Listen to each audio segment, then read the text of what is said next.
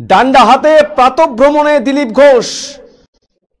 দুর্গাপুরে দিলীপ ঘোষকে স্লোগান ছাড়াও অনেক অভিজ্ঞতা রয়েছে, তাই কি এবার ডান্ডা হাতে দিলীপ ঘোষ? দুর্গাপুরে এজন পার্কে প্রাতঃভ্রমণে দিলীপ ঘোষ। প্রাতঃভ্রমণ নিয়ে বেরিয়ে দিলীপ ঘোষ জনসংযোগ করলেন, প্রাতঃভ্রমণকারীদের সাথে কথা বললেন, সেলফি তুললেন। দিলীপ ঘোষকে দেখা গেল প্রাতঃভ্রমণে ডান্ডা হাতে।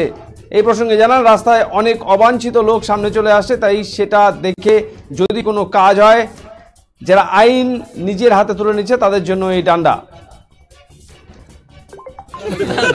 গ্রেপ্তার হলো 10 জন এবং সেই অভিযোগ নিয়ে রাজ্যপালের কাছে অভিষেক ব্যানার্জির নেতৃত্বে তারা অভিযোগ জানাতে গেল।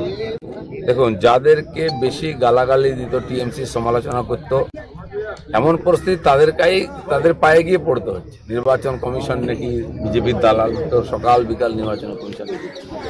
রাজ্যপালের বাড়িটা নাকি বিজেপির অফিস, তো সকাল বিকাল রাজ্যপালের এমন পরিস্থিতি হয়ে গেল।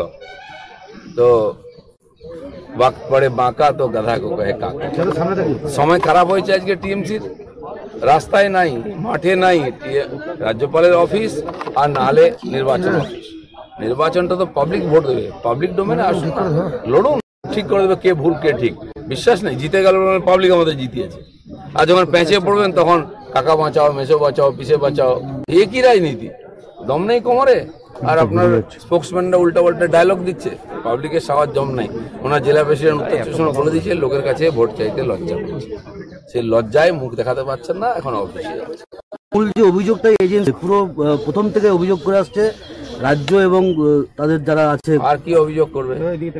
এজেন্সি যেখানে যাচ্ছে কি নিয়ে আসছে দেখুন আপনি, ডকুমেন্ট, টাকা পয়সা, সোনা দানা, তো এগুলো কি তাদের বাড়িতে কেউ রেখে গেছে? পাবলিক দেখছে না কি?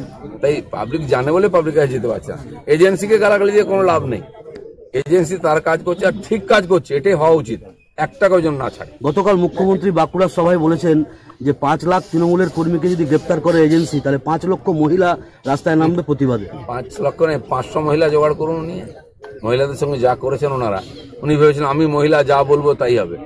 আপনি মহিলা মুখ্যমন্ত্রী হয়ে পশ্চিমবাংলার মহিলাদের যে অসম্মান অত্যাচার করেছেন, ভারতবর্ষের ইতিহাসে কোনো মহিলা বা কোনো মুখ্যমন্ত্রীটা করেন। এনআইএর এসপির বিরুদ্ধে ব্যবস্থা নেওয়ার আর্জি জানিয়েছে কাল।